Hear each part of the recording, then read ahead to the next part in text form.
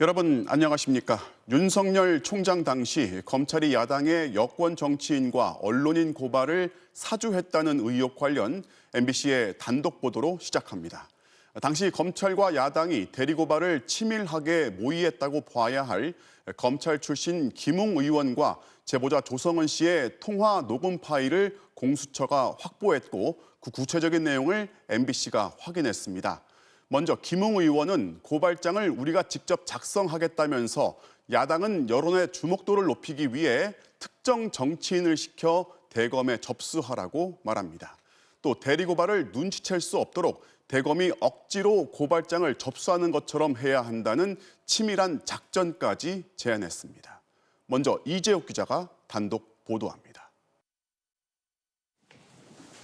김웅 국민의힘 의원은 고발 사주 의혹의 제보자 조성은 씨와 지난해 4월 3일 최소 2차례 통화했습니다.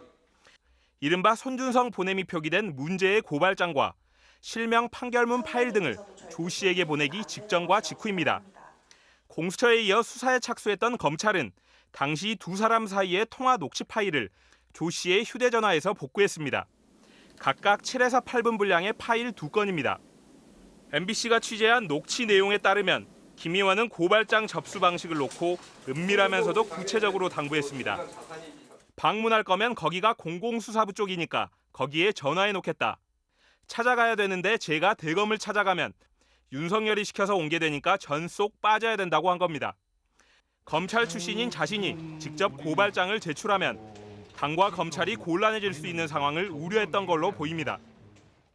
김 의원은 이어 당 지도부가 검찰에 가서 고발장을 내는 게 좋겠다며 검찰이 받기 싫은데 억지로 받은 것처럼 해야 한다는 조언까지 했던 걸로 알려졌습니다.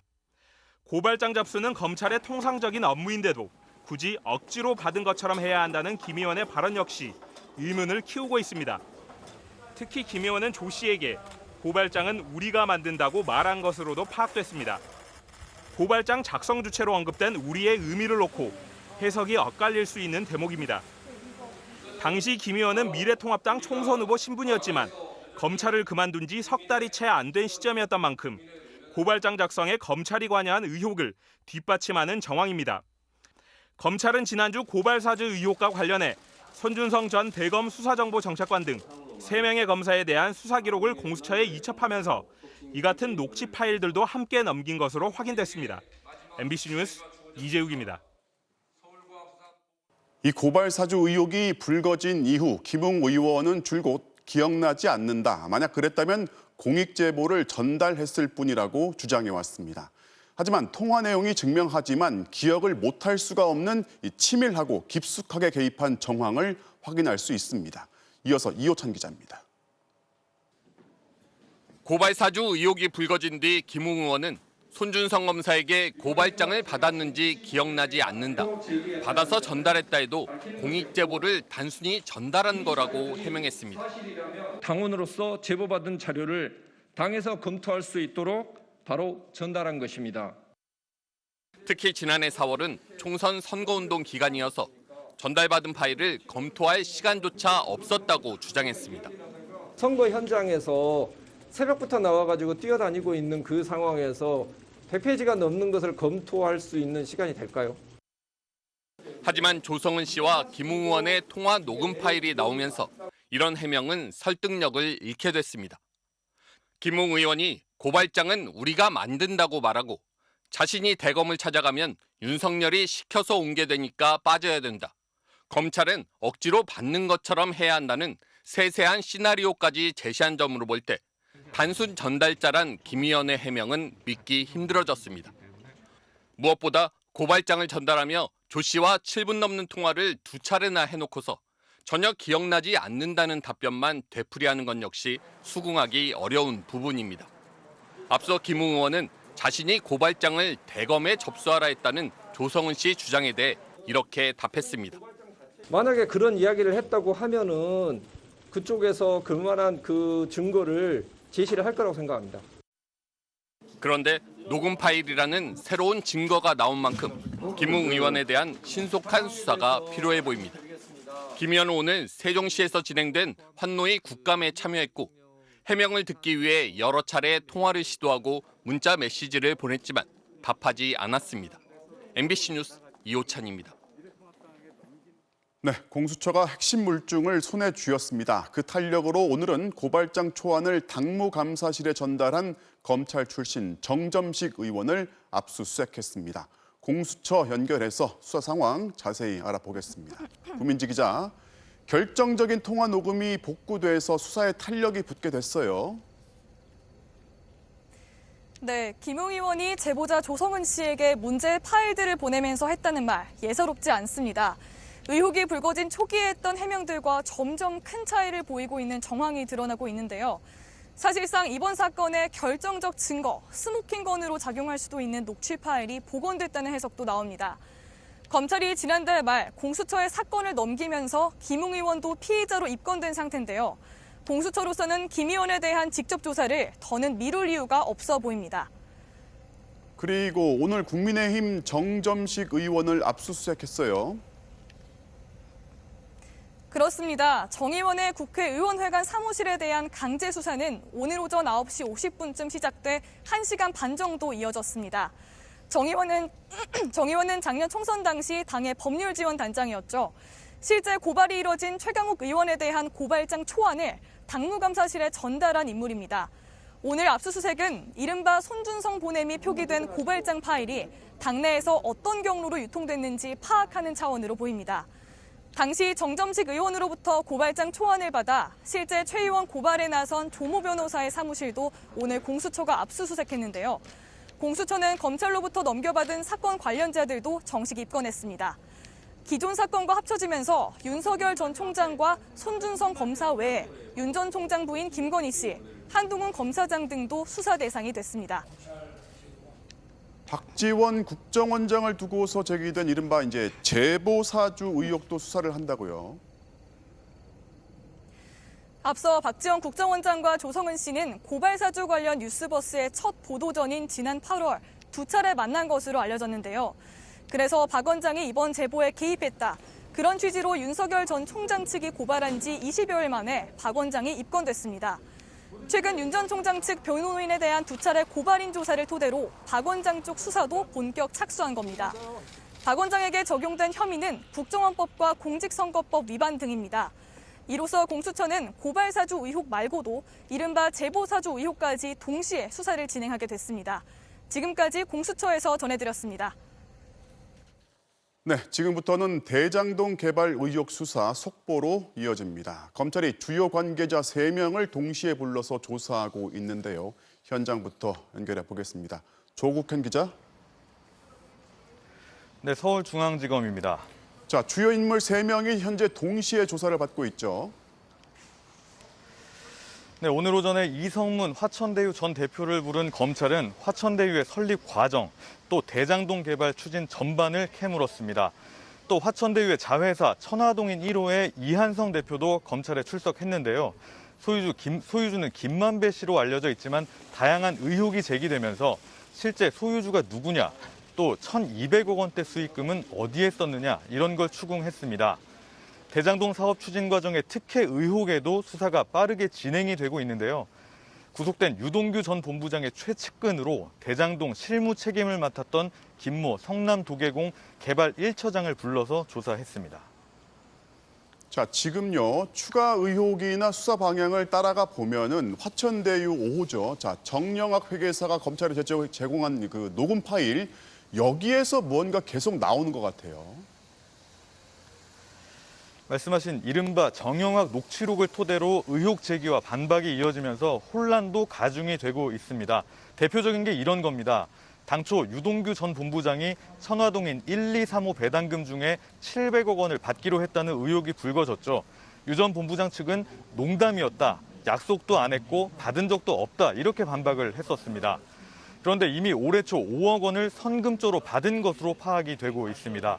심지어 정 회계사가 뺨을 맞았다는 주장도 나왔었는데 이에 대해선 때리기는 했는데 사건과는 무관하다라고 해명하는 등 웃지 못할 해프닝까지 나오고 있습니다.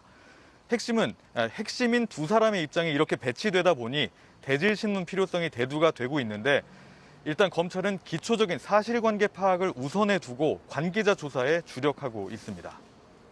자, 다른 의혹 하나 더 볼까요? 위례 신도시 개발에 관여했던 정모 씨가 화천대유 관계자들한테 돈을 요구해서 100억 원 넘게 받아냈다. 이런 의혹이 새로 나왔어요. 네, 정모 씨는 천화동인 4호, 5호 소유주인 남욱 변호사 그리고 정영학 회계사의 2013년 위례 신도시 개발 때의 동업자입니다. 그런데 나중에 남 변호사와 정 회계사 등이 대장동 개발에서 떼돈을 벌었다고 듣고 정 씨가 150억 원을 요구했다는 겁니다. 유동규 전 본부장에게 뇌물 3억 원을 줬다는 사실을 폭로하겠다. 그러면서 협박을 했다는 건데요. 그러자 두 사람이 결국 돈을 주기로는 했지만 이 과정에서 김만배 씨가 자신은 못 내놓겠다고 버티면서 남욱, 정영학 두 사람만 60억씩 줬다는 의혹. 이게 오늘 새로 나온 겁니다. 김만배 씨 측은 지분 정리 과정에서 돈이 오간 것일 뿐 정 씨로부터 협박을 받거나 돈을 요구받은 적은 없다고 반박을 했지만 유 전 본부장이 받은 걸로 영장에 적시된 3억 뇌물부터 파장이 적지 않아 보입니다. 서울중앙지검에서 전해드렸습니다. 국민의힘 박수영 의원이 화천대유가 로비 대상으로 삼은 이른바 50억 클럽 6명의 이름을 공개했습니다. 이들이 결국 이재명 지사와 연결돼 있다는 건데요. 당사자들은 펄쩍 뛰면서 법적 대응을 예고했는데 민주당은 이 명단이 맞다면 모두 박근혜 정부의 인사라고 반박했습니다. 김지경 기자가 보도합니다. 소문만 무성하던 50억 클럽의 실명은 대장동 공세를 주도하던 국민의힘에서 나왔습니다. 박수영 의원은 화천대유로부터 50억 원을 받기로 약속한 사람들의 명단이라며 곽상도 의원을 비롯한 6명을 공개했습니다. 제가 오늘 처음으로 그분들을 공개를 하겠습니다.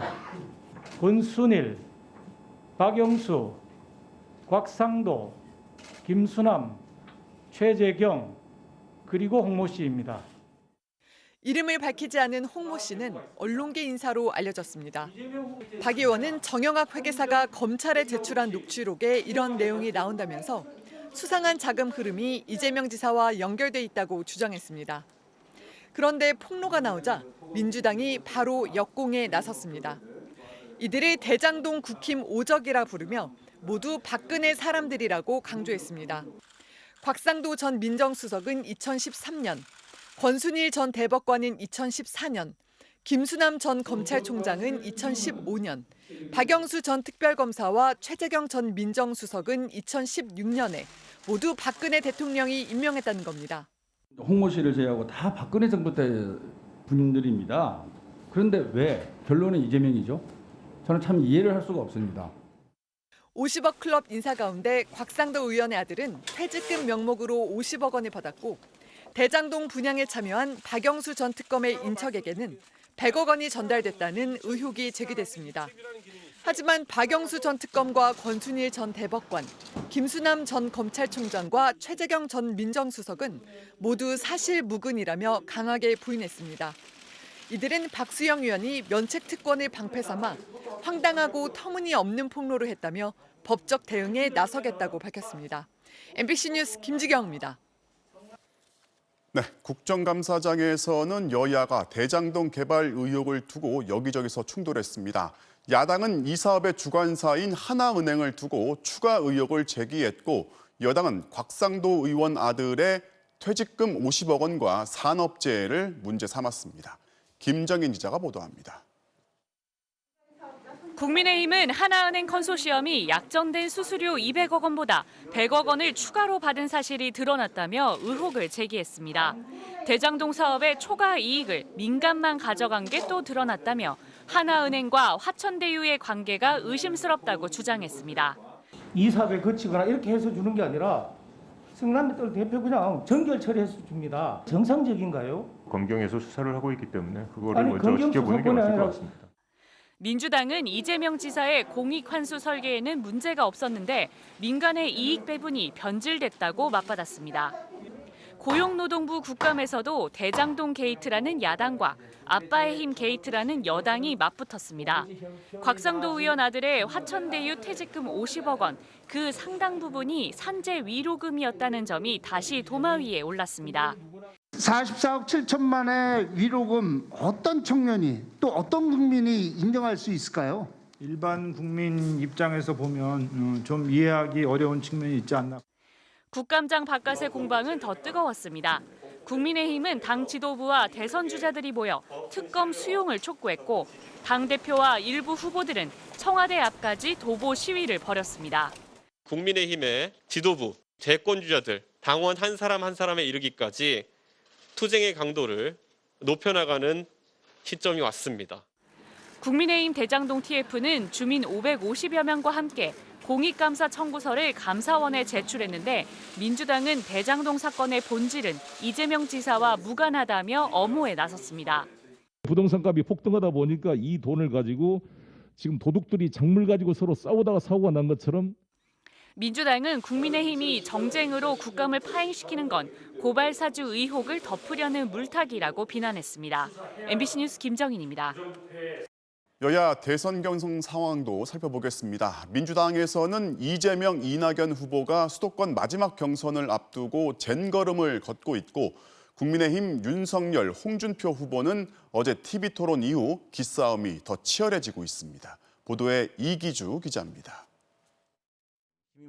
이재명 후보는 열린민주당의 유튜브 채널에 출연해 형제정당이자 한 식구라며 친근함을 나타냈습니다. 개혁 성향이 더 강한 범여권 정당의 지지를 확보하려는 전략으로 보입니다. 이 후보는 또 대장동 사업과 관련한 보수 언론과 야당의 주장에 대해선 가짜뉴스라고 반박하며 역공을 폈습니다.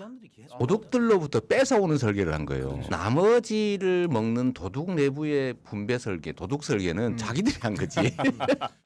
대역전을 노리는 이낙연 후보는 아동수당 확대와 전국민 상병수당을 골자로 하는 신복지 공약을 선보였습니다. 아동수당을 18세까지 확대하고 아프면 집에서 쉴 수 있는 전국민 상병수당을 임기 내에 완성하겠습니다.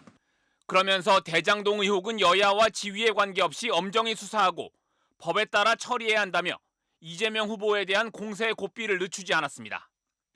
이틀 뒤 후보를 4명으로 압축하는 국민의힘에선 윤석열, 홍준표 두 후보 간 신경전이 더 가열됐습니다. 어젯밤 TV토론에 나선 홍 후보는 대장동 의혹에 빗대 윤 후보의 고발사주 의혹을 비판했고 손준성 검사가 구속되면 윤 후보는 어떻게 됩니까? 똑같이 직무상 상하관계고 결재권자인데. 윤 후보는 대장동 의혹과 고발사주 의혹은 사안이 다르다고 반박했습니다. 이거는 업무가 결재 업무가 아니고요. 시장 결재 없이는 이 사업 자체가 이루어질 수가 없는 거죠.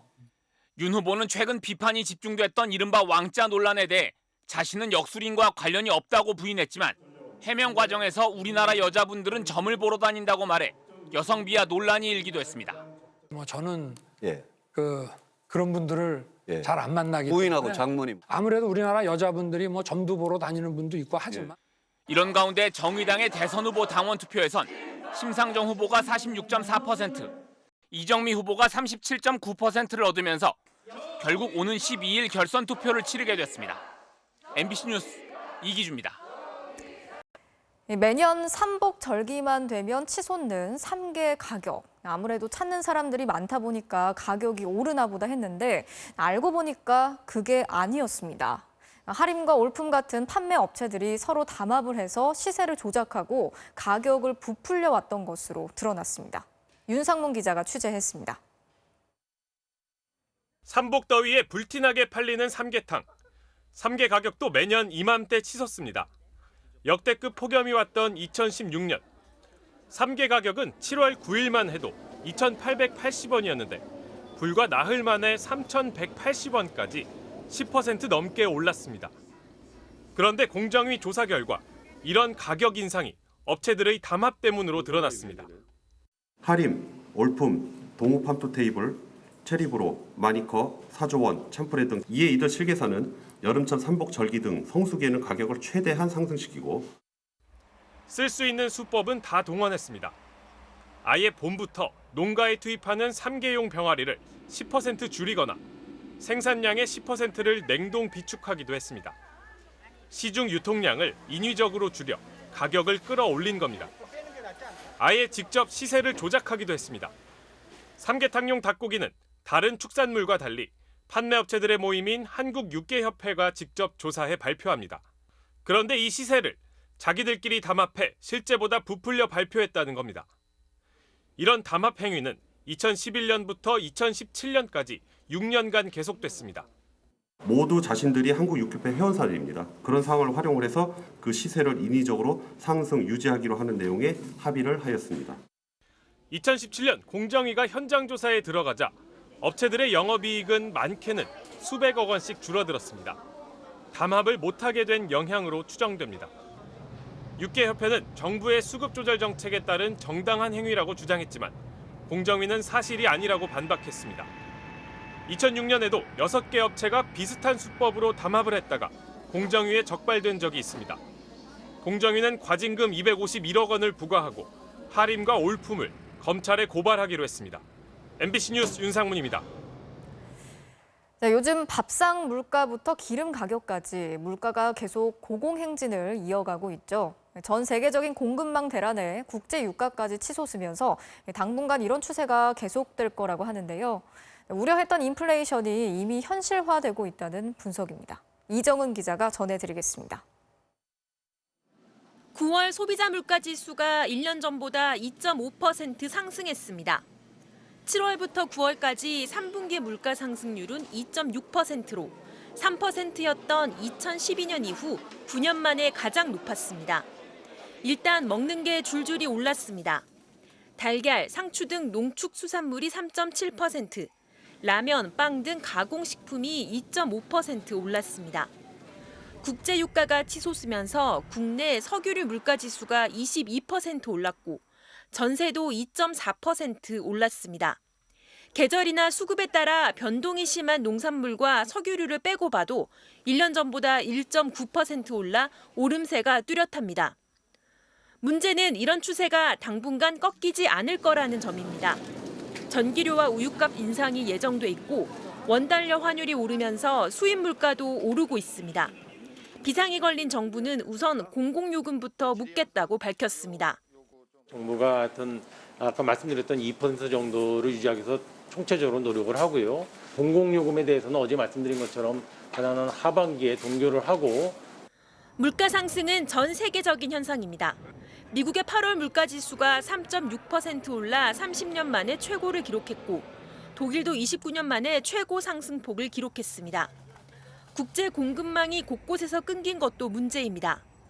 미국 트럭 운전사가 부족해 로스앤젤레스 항구가 멈추면서 컨테이너 선에서 짐을 못 내리고 있습니다. 중국의 전력난으로 공장 가동이 중단된 것도 물가 상승을 부추기고 있습니다. 미국 중앙은행장 입에서는 인플레이션이 길어질 거란 말까지 나왔습니다. Bottlenecks and tangled supply lines are holding back activity in some goods, particularly automotive, and the combination of strong demand for goods and the bottlenecks has meant that inflation is running well above target. 동시다발 악재가 겹치면서 코스피는 어제에 이어 오늘도 2% 가까이 급락했습니다. MBC 뉴스 이정은입니다.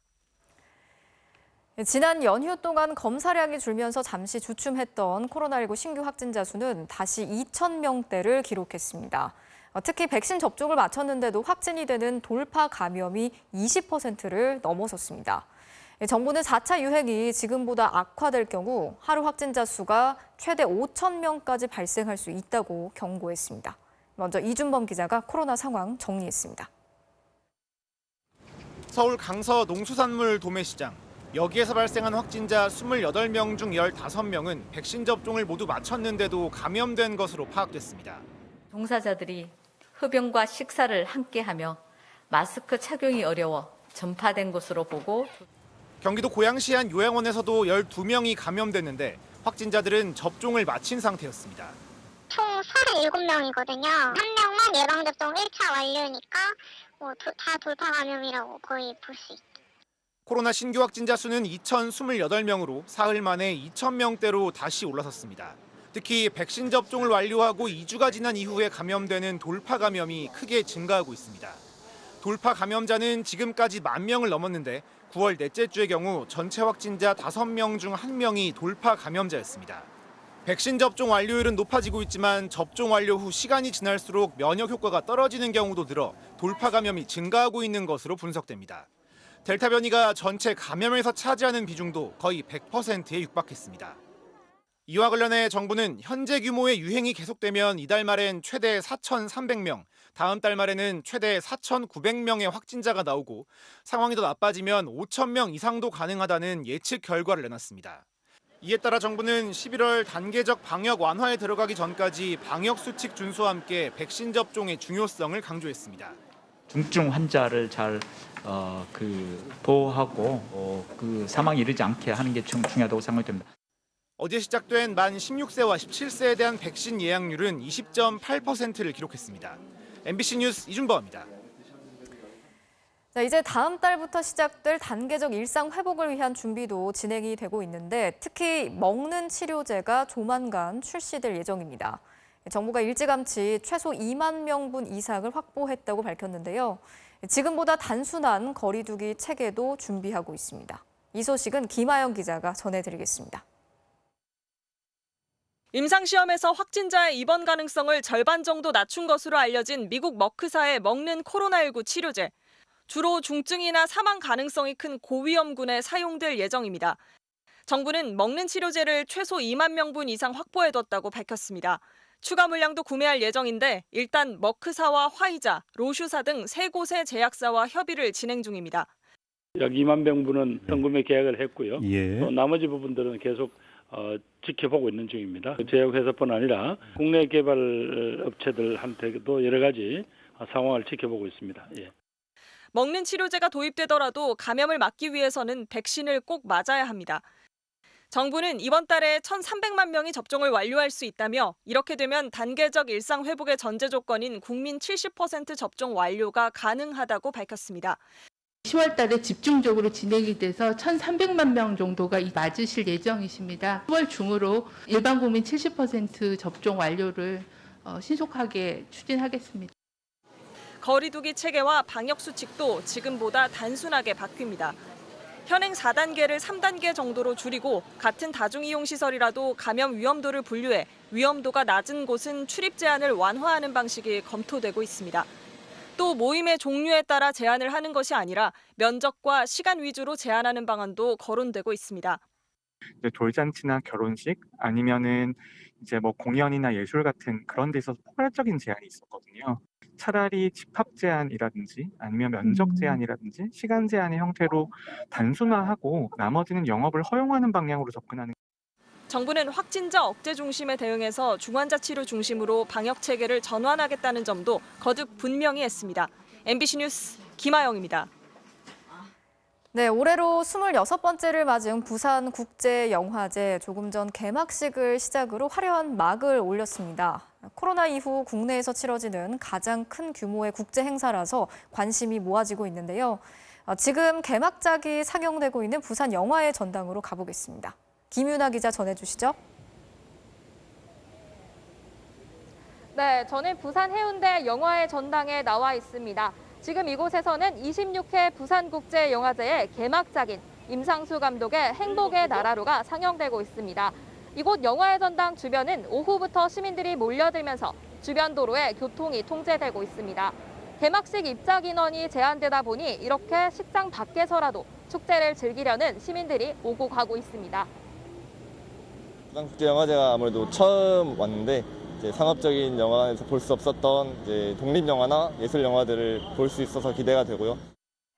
이곳에서는 저녁 6시부터 영화제에 꽂힌 레드카펫 행사가 시작됐는데요. 배우와 감독, 환호하는 시민들도 모두 즐거운 표정으로 2년 만에 재개된 레드카펫의 열기를 만끽했습니다. 개막식은 배우 송중기와 박소담의 사회로 문을 열었는데요. 코로나로 인해 수용 가능 인원의 절반인 1,200명만 참석했지만 코로나 이후 최대 규모 국제 행사로 진행되고 있습니다. 봉준호, 박찬욱, 임건택 등 국내 거장들과 유아인, 조진웅, 엄정화 등 유명 배우들도 부산을 찾아 영화제를 빛낼 예정입니다. 특히 이번 부산국제영화제는 조심스럽게 위드 코로나를 표방하고 있는데요. 개폐막식과 일반 상영이 취소됐던 지난해와 달리 올해는 행사 대부분이 영화관 등에서 정상적으로 치러집니다. 개폐막식에 입장하는 시민들과 영화제를 취재하는 취재진들은 백신 접종 증명서나 PCR 음성 진단서가 필요하지만 야외 무대나 오픈 토크, 상영관에 입장하는 일반 시민들은 발열 체크와 안심코를 이용해 입장할 수 있습니다. 지금까지 해운대 영화의 전당에서 MBC 뉴스 김윤아입니다. 윤석열 전 총장의 가족이 연루돼 있다고 의심받는 도이치모터스 주가 조작 사건. 검찰이 관련자 3명의 구속영장을 청구했는데 이 중 1명이 잠적을 해버렸습니다. 속도를 내고 있던 검찰 수사가 암초를 만났습니다. 윤수환 기자입니다. 윤석열 전 검찰총장의 부인과 장모까지 연루 의혹을 받는 도이치모터스 주가 조작 사건. 고발장 접수 1년 반 만에 검찰이 핵심 관계자들에 대해 무더기로 구속영장을 청구했습니다. 지난 2010년부터 1년여간 이른바 주가 조작 선수로 활동한 것으로 알려진 이모 씨 등 3명이 그 대상입니다. 하지만 이 씨는 오늘 오전 법원의 영장 실질 심사 직전 연락을 끊은 채 잠적했습니다. 또 다른 1명 역시 심사기일을 연기해달라며 모습을 보이지 않았고 결국 법정엔 나머지 1명만 출석했습니다. 잠적한 이 씨는 일주일 전 MBC와의 통화에서 계속 검찰 조사를 받고 있다며 건강이 좋지 않은 상태라고 밝힌 바 있습니다. 이 씨에 대한 구속영장은 지난달 초 한 차례 기각됐습니다. 그러나 검찰이 혐의를 입증할 단서를 추가로 포착해 영장을 다시 청구하자 급히 몸을 숨긴 것으로 보입니다. 이 씨는 주가 조작 과정에서 윤 전 총장의 아내 김건희 씨로부터 10억 원 상당의 주식 계좌를 넘겨받았다는 의혹을 받고 있습니다. 또 장모 최모 씨와 같은 IP 주소로 수차례 주식 거래를 한 정황이 포착된 도이치 전직 임원과도 알고 지내는 사이인 것으로 전해졌습니다. 결국 윤 전 총장 일가의 연루 정황을 밝혀낼 핵심 인물의 행방이 묘연해진 상황. 검찰은 법원이 발부한 구인장으로 신병 확보에 나선다는 방침이지만 대선 일정을 고려해 속도를 높이던 수사에 차질이 불가피해졌습니다. MBC 뉴스 윤수환입니다. 박형준 부산시장이 공소시효를 하루 앞두고 선거법 위반 혐의로 재판에 넘겨졌습니다.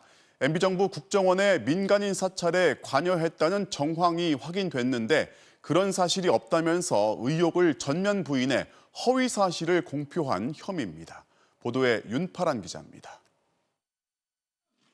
지난 4.7 보궐선거 당시 국민의힘 박형준 부산시장 후보는 4대강 민간인 사찰 의혹에 대해 강하게 부인했습니다.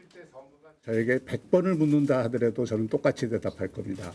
불법 사찰 지시한 적 없습니다. 지난 2009년 이명박 정부 시절 청와대에 보고된 국정원 문서에는 4대강 사업에 반대하는 단체와 개인 이름이 적혀 있었고 이들에게 전담자를 배정해 취약점을 공략하고 국민적인 거부감을 조성하도록 했습니다. 국정원의 업무 범위를 벗어난 민간인 사찰인 겁니다. 당시 박형준 청와대 홍보기획관이 대통령에게 보고한 것으로 돼 있었지만 박 후보는 사실이 아니라고 수차례 주장했습니다. 국정원 불법 사찰에 관여한 적도 알지도 못합니다. 하지만 검찰의 수사 결과는 달랐습니다. 검찰은 박형준 시장이 당선되기 위해 민간인 사찰에 대해 모른다고 했다면서 선거 기간 동안 박 시장의 발언이 허위 사실 공표에 해당한다며 재판에 넘겼습니다. 이에 대해 박 시장은 자신의 SNS를 통해 검찰이 정치적 압력을 이기지 못해 억지 기소했다고 주장했습니다. 또 해당 문건에는 자신이 불법 사찰을 지시하거나 보고받았다는 내용이 없다며 혐의를 인정하지 않았습니다. 재판 전략이라는 것도 특별히 필요가 없을 정도로 충실하게 사실관계 위주로 이렇게 임하면 충분히 무죄가 입증이 될 거라고 생각합니다. 검찰은 홍익대 자녀 입시 청탁과 기장군 재산신고 누락, LCT 특혜 분양 등 박 시장에게 적용된 다른 10여 개 혐의에 대해서는 불기소 처분을 내렸습니다. MBC 뉴스 윤파란입니다. 흔히 영어식 표현 비건으로 불리는 이 채식주의자가 늘면서 비건 인증을 받았다는 식품이 시중에 많습니다. 업체마다 식약처가 승인한 기관이 인증했다고 홍보하는데 확인해 봤더니 식약처의 승인 자체가 지금은 없습니다. 최경재 기자가 취재했습니다. 서울의 한 대형 마트입니다. 요거트부터 라면, 과자, 마요네즈까지 한국 비건 인증원으로부터 이른바 비건 인증을 받았다는 마크가 붙은 상품들입니다. 채식 소비자들을 위해 육류 성분을 전혀 쓰지 않았다는 표시입니다. 소비자들은 정부의 인증이라고 생각하는 경우가 많습니다. 식물성이라고만 써져 있는 것보다는 정부에서 인정해준 마크가 달려 있으면 좀 더 신뢰성이 가고 좀 더 많이 이용하게 되는 것 같아요. 식품업체들의 홍보 자료입니다. 식약처의 승인을 받고 비건 인증과 보증을 담당하는 정식 기관인 한국비건인증원의 인증을 받았다며 식약처의 보증을 앞다퉈 내세우고 있습니다. 하지만 사실과 다릅니다. 식약처가 한국비건인증원을 인증기관으로 승인한 기간은 지난 2019년 5월까지로 이후엔 민간기관의 자율 인증으로 체계가 바뀌었습니다. 그런데도 2년이 넘은 최근까지 식약처와 연계한 홍보가 계속 쏟아지자 식약처는 허위 광고로 판단하고 뒤늦은 시정 조치에 들어갔습니다. 고시가 폐지가 되면서 효력이 없어졌음에도 그 효력이 있는 것처럼 해서 사실과 다른 내용의 광고에 해당할 수 있다고 판단이 돼요. 식약처 승인을 강조한 식품업체들은 관련 규정이 바뀐 걸 몰랐다면서 단순 실수라고 해명했습니다. 그 인증 체계라고 하는 것들 전체가 다시 한번 확인하고 소비자들에게 신뢰를 회복하는 그런 과정이 필요하다고. 한국비건인증원은 식품업체 쪽의 규정 변경을 설명했고 속인 적은 전혀 없다면서 기관의 인증 절차 자체엔 문제가 없다고 밝혔습니다. MBC 뉴스 최경재입니다. 편의점 가면 하나 사면 하나를 더 주는 1+1 상품 많습니다. 그런데 일부 점주들이 소비자한테 더 주라고 공급해주는 이 상품을 도매상한테 다시 팔고 있습니다. 황구선 기자가 취재했습니다. 강원 원주시의 한 편의점, 본사 물류창고에서 온 간편죽과 초콜릿 수십 상자가 내려집니다. 그런데 편의점 매장 안으로 들어가지 않고 그대로 다른 차량에 실립니다. 해당 편의점 점주는 학교에 납품을 하는 거라고 주장합니다. 학교 개선 과정할 때 대비전이라는 제휴해갖고 택배 포장 나가는 걸로 보신 것 같은데. 재판매된 물품들은 모두 하나를 사면 하나를 더 주는 이른바 1+1 기획상품. 대량으로 다른 곳에 직접 팔리기도 하지만 또 다른 유통업자에게 팔리는 경우도 적지 않습니다. 인터넷과 중고마켓에 싼 값에 올라오는 제품 상당수가 이런 유통 과정을 거쳤다는 것이 업계 관계자의 설명입니다. 어제 이렇게 가져가시는 게 많이 들어가냐. 인터넷에도 판매도 하고 자기가 아는 유통업 쪽으로도 넘기기도 하고. 점주는 쉽게 판매 실적을 올리고 유통업자는 반값에 물건을 사들인 뒤 이익을 붙여 되팔 수 있습니다. 편의점 본사도 상품을 공급한 제조업체 역시 손해보는 건 없습니다. 반값 상품을 구경도 못하는 소비자가 유일하게 손해를 보는 셈입니다. 브로커가 낀다면 여기에서 유통의 왜곡과 가격의 왜곡과 정보의 왜곡이 생김으로 인해서 피해를 입게 된다라고 말씀드릴 수 있겠습니다. 하지만 소비자원은 자유로운 거래를 규제하기 어렵고 피해자도 뚜렷하지 않다는 입장입니다. 다른 곳에서도 구매를 할 수 있는 부분인 거고 소비 행위로 인해 발생한 문제로 그렇게 보기가 좀 어려워서. 전문가들은 소비자 권리 침해 여부를 판단하기 위해 1+1 도매 유통의 규모를 파악해야 한다고 조언하고 있습니다. MBC 뉴스 황구선입니다. 인천 21세기 병원의 조직적인 대리수술로 의사와 행정직원 여러 명이 구속됐지만 이 병원에는 여전히 정부의 척추 전문 병원 인증이 내걸려 있습니다. 인증을 취소하려면 법원 판결까지 받아야 하는 건데요. 여당이 대리수술이 확인되면 즉시 취소하도록 관련법을 고치기로 했습니다. 조희영 기자입니다. 행정직원들이 대리 수술을 한 혐의로 병원 원장 등 6명이 구속된 인천 21세기 병원. 병원 문 앞에는 휴진 안내문이 걸려 있습니다.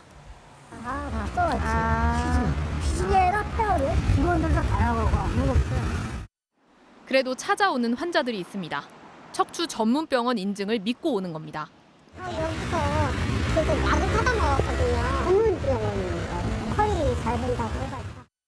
인천 21세기 병원은 현재 진료를 볼 수 있는 의사가 없는데도 척추 척추 전문 병원 인증은 유지하고 있습니다. 의사들도 없고 진료도 중단됐는데 어떻게 전문 병원 인증을 유지하고 있는 걸까? 의료법에는 특정 질환에 대해 난이도가 높은 의료 행위를 할 수 있는 병원을 보건복지부가 전문 병원으로 지정할 수 있다고만 해놨을 뿐 대리수술 등 불법 행위가 적발돼도 곧바로 지정을 취소할 수 있다는 규정은 없습니다. 지금은 없는 겁니다. 지금 있는 규정은 대지정할 때 기준에 미달하거나 거짓이나 허위로 했거나 이런 것밖에 없는데. 법원의 최종 확정 판결이 나도 전문병원 인증 기간이 남아있다면 자격을 유지할 수 있는 겁니다. 이 때문에 의사들이 경찰에 입건된 직후인 지난 6월에도 인천 21세기 병원에선 2,000건이 넘는 진료가 이뤄졌고 건강보험 심사평가원으로부터 1억 2천만 원의 진료비를 지급받았습니다. 국회는 무면허 의료행위 등이 적발되는 즉시 전문병원 인증을 취소할 수 있는 의료법 개정안을 발의했습니다. 무면허 의료 사실이 드러나면 전문병원 지정을 취소할 수 있도록 제가 법안을 발의한 만큼 국회에서 의원들과 논의해서 최선을 다하겠습니다. 대리수술을 하면 의료진에 대한 사법 처리뿐 아니라 의료기관에 대해서도 제재를 가하는 제도가 필요하다는 지적이 많습니다. MBC 뉴스 조희영입니다. 우리나라 전체 가구 중 1인 가구의 비중이 40%를 넘었습니다. 고령화 때문에 혼자 남겨진 어르신 또 가정을 이루지 않고 혼자 사는 청년들이 그만큼 증가했다는 겁니다. 보도에 홍희표 기자입니다. 이곳이 제가 사는 7평 원룸인데요. 회사를 다니면서 1년 전부터 독립해서 살고 있습니다. 그런데 저처럼 혼자 사는 1인 가구가 역대 최대치를 기록했다고 합니다. 지난달 기준 전체 가구에서 1인 가구가 차지하는 비중은 40.1%. 10집의 초인종을 누르면 4집은 혼자 살고 있다는 얘기입니다. 결혼 전 젊은 층이 많을 것 같지만 실제 1인 가구가 가장 많은 연령대는 70대 이상이었습니다. 그 다음도 60대와 50대가 뒤를 이었는데 지속적인 고령화 때문입니다. 일주일에 막 전화는 자주 하고 한두 번씩 왔다 가고 그런 거는 좀 없는 것보단 낫더라고요. 물론 혼자 사는 청년들도 늘었습니다. 20대 청년 가운데 1인 가구 비중은 5년 만에 3.5%포인트나 늘면서 전 연령대 가운데 가장 빠르게 늘어났습니다. 대학에 입학하면서 또 일자리를 찾아서 서울에서 혼자 지내는 청년들이 늘면서 비교적 집값이 낮은 일부 지역 1인 가구 비중은 60%까지 치솟았습니다. 저렴하지만 또 주거 환경이 너무 열악한 데는 저는 가고 싶지가 않았어서 이제 공유주택에 살다 보면 이렇게 다양한 시설들이 좀 집안에 있으니까. 부모와 2명의 자녀로 대표되는 4인 가구의 비중은 크게 줄었고 혼자 살거나 둘이 사는 가구를 합치면 64%에 달합니다. 전통적인 가족을 빠르게 대체한 1인 가구. 정부도 1인 가구의 연령별, 지역별 양상 등을 각종 정책에 반영할 계획입니다. 시간 잘해도 일자리 좀 많이 좀 늘어났으면 좋겠고 내가 직업 소개서를 가니까 그러더라고요. 집에서 쉬는 게 돈 벌어주는 기라고. 1인 가구들한테는 특히 또 혼자 살기도 하잖아요. 마음 건강 쪽으로 그런 정책 같은 것들도 같이 챙겨주면 좋을 것 같아요. MBC 뉴스 홍희표입니다. 네, 경기도의 한 교육청 공무원이 아무도 없는 폐교에서 갑질과 따돌림을 당했다는 유서를 남기고 스스로 목숨을 끊었습니다. 팀장과 동료들의 따돌림에 대해서 문제를 제기했지만 상사는 오히려 문제를 더 키울 만한 조치를 했다고 하는데요. 정상빈 기자가 취재했습니다. 경기도 안성시의 한 폐교. 지난 2일 이 지역 학교 시설을 관리하던 50대 시 교육청 공무원 이모 씨가 숨진 채 발견됐습니다. 얼굴 상태가 굉장히 불안해 보이고 퇴근할 때 제가 집까지 태워다 준다고 그랬는데 그분이 괜찮다고 하더니 숨진 이 씨의 차에선 내가 죽으면 갑질과 집단 괴롭힘 때문이라는 자필 유서도 나왔습니다. 유족들과 동료 직원은 이 씨가 이를 떠맡아 업무를 늘린다는 이유로 6명의 팀원 중 팀장을 포함해 대부분이 이 씨를 따돌렸다고 말했습니다. 풀을 뽑고 있더래요. 왜 직접 가서 노무를 왜 하고 있냐. 그거 우리 일이 아니지 않냐. 언쟁이 좀 붙었나 봐요. 이들이 인사는커녕 말도 걸지 않고 SNS 채팅방에서도 이 씨를 노골적으로 무시하고 따돌리자 이 씨는 시 교육청에 탄원서를 냈습니다. 하지만 상사인 센터장은 외근을 하는 이 씨의 팀 전원에게 매일 청사로 복귀해 업무를 보고하라고 지시했습니다. 따돌림을 해결하는 대신 팀원들이 오히려 이 씨를 원망하게 만든 겁니다. 이 씨는 국민청원 게시판에도 나 때문에 업무 보고를 하게 되면서 직장 내 괴롭힘이 더 심화됐다면서 관리 감독자가 나를 2번 죽인다. 출근을 못할 정도로 정신적 고통을 겪는다. 저 좀 살려주세요. 라고 호소했습니다. 얼굴 보면 분노가 치밀고 억울함이 생겨가지고 몸이 막 부들부들 떨린다. 그런 말을 자주 했죠. 따돌림의 가해자 중 한 명으로 지목된 담당 팀장과 따돌림 신고를 받고도 조치를 취하지 않은 해당 센터장은 MBC의 취재에 응하지 않았습니다. 처음부터 다르셨어요. 정말 일을 너무 좋아하고 열심히 사신 분인데 저렇게 보내드리는 게 너무 억울해요. 경찰은 상관이나 동료들의 폭언과 따돌림이 있었는지 조사에 나섰습니다. MBC 뉴스 정상빈입니다. 네, 오늘 아침 부산의 한 터널에서 앞서가던 차량을 들이받은 승용차에 불이 났습니다. 출근길에 터널이 폐쇄되면서 극심한 혼잡이 있었는데요. 이 사고를 낸 가해 차량의 운전자는 음주 상태였던 것으로 확인됐습니다. 송강모 기자가 취재했습니다. 출근 차량으로 꽉 막힌 부산 수영터널 안. 1차로에서 멈춰선 승용차에서 불길이 솟구칩니다. 당황한 운전자들이 터널 안을 뛰어다니고 차량들이 불난 차량 옆을 지나 급히 터널을 빠져나갑니다. 차량 전체로 불이 번지면서 터널 안은 순식간에 검은 연기로 뒤덮였고 폭발음도 잇따릅니다. 오늘 아침 7시쯤 수영터널 중간 지점에서 30대 남성이 몰던 차량이 앞차를 들이받았습니다. 그리고는 곧바로 엔진룸에서 불이 시작됐습니다. 주변에 있는 소화기를 가지고 자기가 저하를 시도를 했답니다. 근데 잘 안 돼가지고 자기는 이제 피난을 하고 저희 직원들이 호소를 연장해가지고 화재를 진압을 하고. 검은 연기는 터널 안에 가득 찼고 화염에 터널 조명과 라디오 송신 장비가 파손됐습니다. 다행히 인명 피해는 없었습니다. 화재로 인해 터널 통행이 제한되면서 1시간가량 출근길 극심한 교통정체가 빚어졌습니다. 경찰 조사 결과 사고를 낸 남성의 혈중 알코올 농도는 면허 정지 수준인 것으로 확인됐습니다. 경찰은 이 남성이 전날 술을 많이 마신 뒤 술이 덜 깬 상태에서 출근을 하다 사고를 낸 것으로 보고 있습니다. 음주는 확실한데 약간 졸렸다고 하더라고요. 경찰은 가해 운전자를 음주운전 혐의로 입건하고 피해 차량 운전자의 부상 정도를 확인한 뒤 면허 취소 여부를 검토할 예정입니다. MBC 뉴스 송광모입니다. 김미영 팀장입니다 라고 시작되는 문자 메시지 한 번쯤 받아보신 분들 있으실 텐데요. 김미영 팀장이란 말은 2011년부터 전화금융 사기에 사용이 되면서 일종의 대명사가 됐죠. 이 김미영 팀장을 사칭해서 시민들의 돈을 뜯어낸 조직의 총책이 무려 10년 만에 필리핀에서 붙잡혔습니다. 이문영 기자가 전해드리겠습니다. 김미영 팀장입니다로 시작되는 문자 메시지. 수천만 원을 쉽게 대출해준다고 안내합니다. 하지만 전화를 걸면 개인정보를 빼내는 사기 문자입니다. 지난 2011년부터 등장한 김미영 팀장 스팸 문자는 보이스피싱 사기의 대명사가 됐습니다.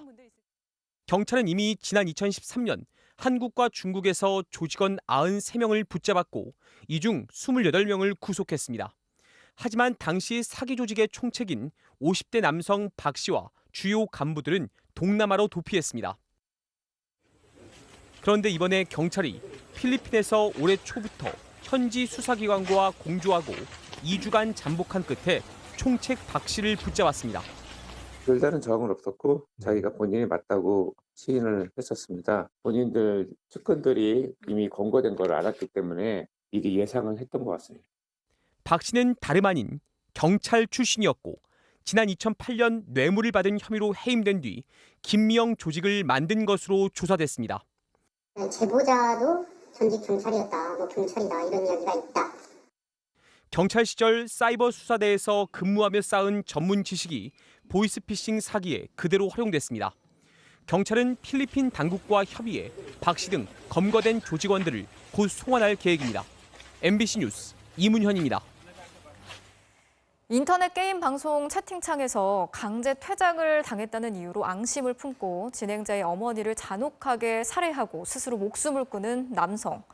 저희가 확보한 119 상황실과 피해자 딸의 녹취록에 따르면 이 남성은 범행 직전 복수하겠다면서 SNS로 협박 메시지를 보낸 것으로 확인됐습니다. 김건휘 기자가 단독 취재했습니다. 서울 은평구의 한 공인중개사 사무실에서 50대 여성이 30대 남성에게 흉기에 찔리는 사건이 벌어졌던 지난 4일 오전, 범인은 부동산에 들어가기 직전 인터넷 게임 방송 진행자인 피해자의 딸에게 협박성 SNS 문자 메시지를 보냈습니다. 외부에서 이 문자를 받은 딸은 112에 즉시 신고를 했지만 범행은 순식간에 일어났습니다. 그리고 10여 분 뒤 피해자의 딸은 119 상황실에서 걸려온 전화를 받습니다. 119 근무자가 어머니가 흉기에 복부를 다치신 거냐고 묻자 딸은 아니 다치셨나요? 심한 건가요? 라고 되묻습니다. 어머니에게 벌어진 일을 그때까지 전혀 모르고 있던 겁니다. 경찰에 신고를 할 때는 무슨 내용이었냐는 질문에 그냥 복수한다고 했다고 말합니다.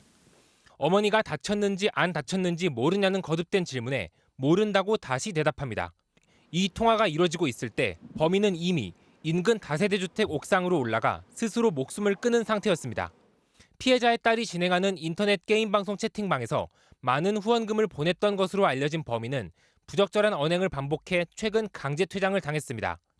이후 딸에게 만남을 요구하며 스토킹까지 한 것으로 전해졌습니다. 경찰은 정확한 범행 경위를 수사하고 있지만 피의자가 사망했기 때문에 스토킹 여부는 수사 대상이 아니라고 밝혔습니다.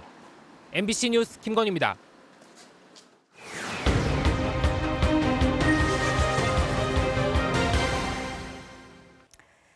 이 법적으로 남성에서 여성으로 성별을 바꾼 성전환 여성에게 병무청이 입대를 위해 신체 검사를 받으라는 통지서를 보냈습니다. 법적으로 남성이 아니라는 항의를 했더니 병무청은 그래도 일단 검사를 받으러 나오라고 했다고 하는데요. 이 제보는 MBC 남효정 기자가 취재했습니다. 20대 트랜스젠더 여성 A씨. 고등학생 때 성전환증 진단을 받고 졸업 직후인 작년 말 성확정 수술을 했습니다. 성별 정정 신청을 통해 지난 6월엔 법원에서 여성임을 인정받았고 새 주민번호도 받았습니다. 그런데 2달 뒤 입영을 위한 신체검사 통지서가 날아왔습니다.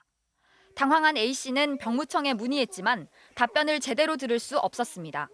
첫 번째 분은 이제 잘 모르신다고 이제 다음날에 통화가 됐는데 그분은 또 이제 이거를 처리할 방법이 없다. 뭐 마서서를 내라 이렇게 진검하러 와라. 성별 확인을 요청했더니 더 황당한 답변이 왔습니다. 조회를 해보니까 여성으로 나와 있었던 거예요. 거기 서류에도. 여성인 것을 확인을 했는데도 진행이 안 되더라고요. A씨는 두려움이 앞섰습니다. 다른 트랜스젠더들이 신체 검사에서 겪었던 차별 때문이었습니다. 면제 사유를 확인하려고 직접 뭐 옷을 벗기고 만진다던가 그 신검 장소에 뭐 여자가 왔다 뭐 이런 식으로 조금 은근히 그리 많아요. 좀 트라우마가 생긴다거나 힘들어하는 거를 곁에서 많이 봐가지고. 결국 A씨는 군 인권센터의 도움으로 병무청에 신체검사 통보 정정을 요청했지만 면제할 법적 근거가 없어 검토 중이란 답을 들었습니다.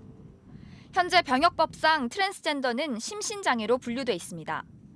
자신의 성별 정체성이 장애라고 입증해야 하는 상황에 놓여 있는 겁니다. 트랜스젠더를 어떤 장애나 질병으로 간주해서는 안 된다는 거를 이제 국제의학계에서 공인을 했는데요. 아직까지 병무청의 징병검사 그 카테고리가 여전히 정신과 항목에 이제 심신장애 분류를 하고 있습니다. 병무청은 취재가 시작되자 A씨에게 전례가 없어 일어난 일이라며 병적 제적 처리를 해주겠다고 입장을 바꿨습니다. 취재진에게는 재발 방지를 위해 대책을 보완하겠다고 밝혔습니다. MBC 뉴스 남효정입니다. 한 50대 여성이 가족 여행을 가서 사륜 오토바이 체험을 하려다가 거부를 당했습니다. 여자는 운전을 못해서 사고를 많이 낸다면서 남성은 65세 미만까지 탈 수 있지만 여성은 50세 미만까지로 업체가 탑승 기준을 정해놨기 때문인데요. 인권위는 객관적인 근거가 없다면서 성차별이라고 판단했습니다. 임명찬 기자가 취재했습니다. 56살 제모 씨는 지난해 가족들과 제주도 여행 중 사륜 오토바이 체험을 하려다 황당한 얘기를 들었습니다. 나이 제한에 걸려 혼자서는 탈 수 없다는 것이었습니다.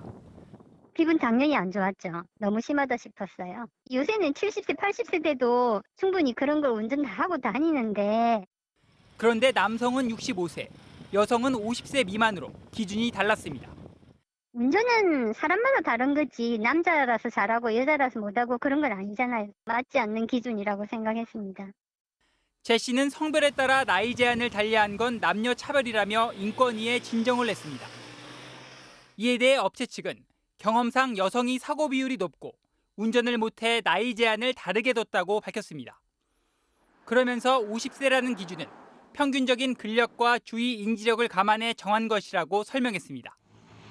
하지만 인권위는 성차별에 해당한다고 판단했습니다. 도로교통공단 사륜 오토바이 사고 통계를 보니 최근 5년간 남성의 사고 비율은 71%, 여성은 29%로 오히려 남성의 사고율이 높았습니다. 인권위는 여성의 사고율이 낮은 건 여성이 사륜 오토바이 운전을 하는 경우가 남자보다 적어서인 걸로 보인다고 밝혔습니다.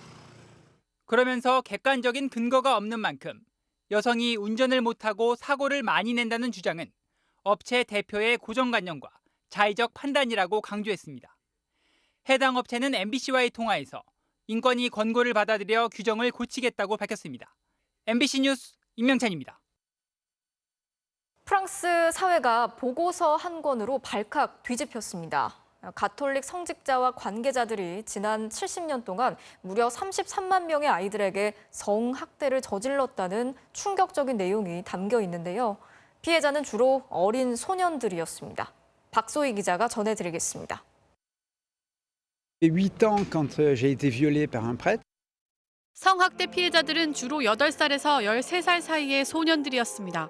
Lorsque je me suis retrouvé sur ce lit à moitié dénudé, lui en train de me toucher, que je réalisais qu'il y avait quelque chose qui n'était pas normal. 프랑스 가톨릭 성학대 독립조사위원회가 발표한 보고서에 따르면 1950년부터 2020년까지 가톨릭 교회에서 미성년자 33만 명에게 성학대가 자행됐습니다. 최소 3천 명에 이르는 가해자의 3분의 2는 성직자입니다. 엄청난 피해 규모에 프랑스 가톨릭 당국은 참담함을 드러냈습니다. Notre rapport est rude, il est sévère. L'ampleur du phénomène des violences et agressions sexuelles dans la société et dans l'Église que vous décrivez est effarante. 이 보고서는 2018년 프랑스의 한 신부가 75명의 소년을 성추행한 사건을 계기로 주교회의가 진상조사를 지시해 나왔습니다. 각계 전문가들로 독립조사위원회를 꾸려 관련 기록을 분석하고 6,500건이 넘는 피해자 증언을 집대성했습니다. Des années 2000, une indifférence profonde, une indifférence totale et même cruelle. 조사위원회는 피해자의 60%는 아직도 감정이나 성생활에 어려움을 겪고 있다고 밝혔습니다. 특히 가톨릭 당국이 학대 사실을 은폐, 방조해왔다며 재발 방지에 나설 것을 촉구했습니다. 지난 2016년 호주에서도 30여 년간 4,444명이 성학대를 당한 사실이 폭로됐고 2018년엔 칠레에서 성범죄를 은폐했다는 비판에 주교 32명이 사퇴했습니다. 아동 성범죄가 잇따르자 지난 6월 교황은 38년 만에 교회법을 개정해 처벌을 강화하기도 했습니다. MBC 뉴스 박소희입니다. 수요일 밤 스포츠 뉴스입니다. 한국 탁구의 미래 신유빈 선수가 전지희 선수와 함께 아시아 선수권 대회에서 금메달을 따냈습니다. 생애 첫 메이저 대회 우승을 차지하면서 한 뼘 더 성장한 모습을 보여줬습니다. 김태훈 기자입니다. 국내 최강 전지희와 호흡을 맞춘 복식 결승. 파워 넘치는 공격력을 뽐낸 신유빈은 숨막힐 듯 이어지는 랠리에서도 빈틈없는 수비로 상대를 압도했습니다. 우승이 확정된 순간 환한 미소로 기쁨을 만끽한 신유빈은 자신의 두 번째 메이저 대회에서 시상대 가장 높은 곳에 올랐습니다. 신유빈은 이번 대회에서 역대 최고 성적을 낸 대표팀과 함께 곧바로 귀국했습니다. 도쿄올림픽 선전에 이어 또 한 번 가능성을 확인한 만큼 메달을 걸고 입국장에 들어선 표정이 밝았습니다. 제가 메달을 목에 못 건 지가 되게 오래됐었는데 이번에만큼은 꼭 걸고 싶다라는 생각을 많이 했었고 그만큼 간절하기도 했었는데 운이 좋게 따라준 것 같아서 기분이 좋습니다. 세계 최강 중국이 빠지긴 했지만 단체전과 단식 은메달에 이어 복식 금메달까지 신유빈은 한층 더 자신감을 얻게 됐습니다. 한국 여자 탁구가 해볼 수 있겠다라는 자신감도 생기고 앞으로도 더 열심히 노력한다면 좋은 결과가 있을 것 같다라는 생각을 얻었습니다. 남자 대표팀의 간판 이상수는 풀세트 접전 끝에 타이완 선수를 꺾고 우리 선수 최초로 대회 남자 단식 우승을 차지했습니다. MBC 뉴스 김태훈입니다. 국제축구선수협회의 선수 혹사 방지 보고서에 손흥민 선수가 대표적인 예로 언급됐습니다. 이런 가운데 축구대표팀 벤투 감독은 내일 월드컵 최종 예선 시리아전에 손흥민 선수의 선발 출전을 예고했습니다. 손장훈 기자입니다. 손흥민은 지난달 이라크전을 치른 뒤 종아리 부상으로 레바논전을 결장했습니다. 이번에는 소속팀 경기를 치르고 내일 시리아와 홈경기, 그리고 12일 이란 원정까지 9월보다 더 살인적인 일정을 앞두고 있습니다. 특히 시차 적응은 가장 큰 걸림돌입니다. 수면제 같은 것도 조금씩 먹는 상황도 있고 최상의 컨디션을 낼 수 있도록 준비를 하는 게 그거밖에는 저희가 할 수 있는 게 없는 것 같습니다.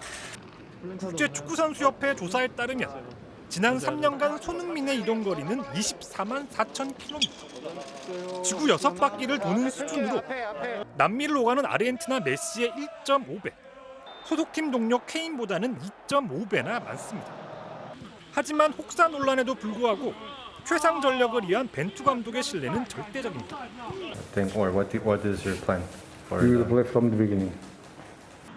또 유로파 선수들이 대표팀에서 부진하다는 비판엔 동의할 수 없다며 공격적인 축구를 공언했습니다. Create as many chances to score as we can. Penalize the opponent, reach the 3 points. 축구협회는 선수들의 컨디션 관리와 코로나 안전 문제를 고려해 이란 원정에 전세기를 띄우기로 했습니다. MBC 뉴스 손장훈입니다. 어이없는 자책골에 심판 폭행까지 축구장 황당 사건들로 투플레이 출발합니다. 중국 2부 리그입니다. 서정원 감독이 이끄는 청도의 골키퍼가 어디로 던지나요? 이런 자책골이 되고 맙니다. 순간적으로 생각이 복잡했나요? 팔을 너무 감아버렸네요. 스스로도 던지자마자 무릎을 꿇어버린 황당 자책골. 상대팀은 감독과 선수들 모두 싱글벙글인데 서정원 감독은 속 좀 탔겠네요. 이번엔 브라질 2부 리그입니다. 피스를 본 심판이 9라운드에 쓰러집니다. 판정에 불만을 품은 선수가 심판을 발로 차며 폭행한 건데요. 한 선수는 말리고 한 선수는 의료진 부르고 갑작스런 상황에 경찰까지 투입됩니다. 결국 구급차에 실려 나간 심판, 그래도 다행히 큰 이상은 없었다고 하는데요. 심판을 폭행한 이 선수, 경찰에 체포돼 살인미수로 기소됐고 곧장 구단에서 퇴출됐다고 하네요. 잘못했으면 죗값 제대로 치러야겠죠. 보스턴과 양키스의 와일드카드 결정전입니다. 보가처와 슈와버의 홈런포를 앞세운 보스턴이 양키스 에이스 게릭 콜을 무너뜨립니다. 양키스도 스탠튼의 장타가 터졌지만 보스턴의 완벽한 중계 플레이에 1루주자 저지가 홈에서 아웃. 결국 보스턴이 6대2로 승리하면서 템파베이와 디비전 시리즈에서 맞붙게 됐습니다. 지금까지 토플레이였습니다. LG 유격수 오지환 선수의 수비 장면입니다. 위기에서 멋지게 더블 플레이를 이끌어냈네요. 수요일 밤 스포츠뉴스였습니다.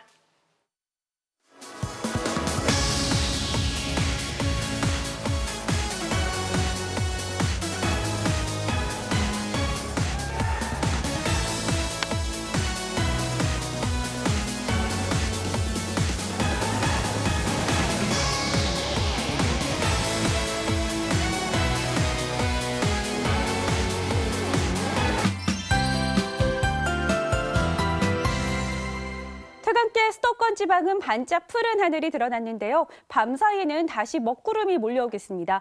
내일도 중부지방은 온종일 비가 오락가락할 텐데요. 내리는 양은 많지 않습니다. 인천을 비롯한 중부 서해안과 동해안을 중심으로 최고 40mm가량이 되겠고 서울 등 그 밖의 지방은 5에서 20mm가량의 비가 예상됩니다. 또 아침 출근길에는 안개도 자욱하게 끼겠습니다. 대기 중에 수증기가 풍부한 상태에서 밤사이에 기온이 떨어지면서 대부분의 내륙 지방에서는 앞을 내다볼 수 있는 거리가 최소 50m 안팎까지 좁혀지겠습니다. 또 낮 동안에는 대구가 28도까지 오르는 등 남부지방은 늦더위가 이어지겠습니다. 현재 동해안 지방에 머물고 있는 비구름은 내일 새벽까지 약하게 영향을 주겠고요. 밤 사이에는 서해상에서 발달한 비구름이 다가오면서 수도권 지방부터 비를 뿌리겠습니다. 내일 중부지방은 새벽부터 낮 사이에 비가 가끔 오겠고요. 또 동해안 지방은 어우성 파도가 강하게 밀려오겠습니다.